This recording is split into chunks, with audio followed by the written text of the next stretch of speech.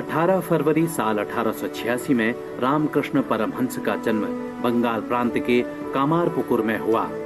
वे भारत के एक महान संत, आध्यात्मिक गुरु और विचारक थे। इन्होंने सभी धर्मों की एकता पर जोर दिया। इनके बचपन का नाम गदाधर था। उन्हें बचपन से ही विश्वास था कि ईश्वर के दर्शन हो सकते हैं।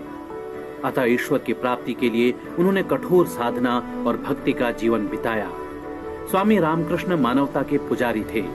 स्वामी विवेकानंद इनके विचारों से काफी प्रभावित थे, इसीलिए उन्होंने रामकृष्ण परमहंस को अपना गुरु माना।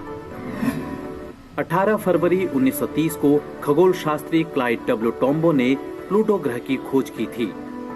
इससे पहले इस ग्रह के होने की संभावना वैज्ञानिक पर्सिवल लोवेल ने जताई थी। इसे सौरमंडल का 9वां ग्रह माना गया। हालांकि 2006 में इंटरनेशनल एस्ट्रोनॉमिकल यूनियन ने ग्रहों के नियम के आधार पर इसे अमान्य करार दिया था।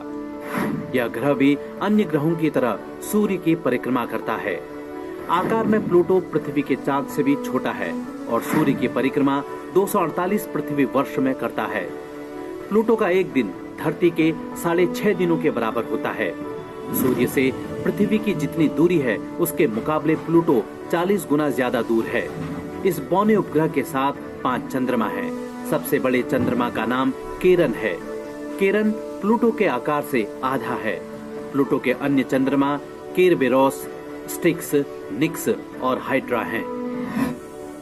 17 फरवरी साल 1792 को बुधु भगत का जन्म आज के झारखंड में रांची के चारों में हुआ। भगत एक महान स्वतंत्रता सेनानी थे। इन्होंने साल 1832 में लरका विद्रोह का नेतृत्व किया था।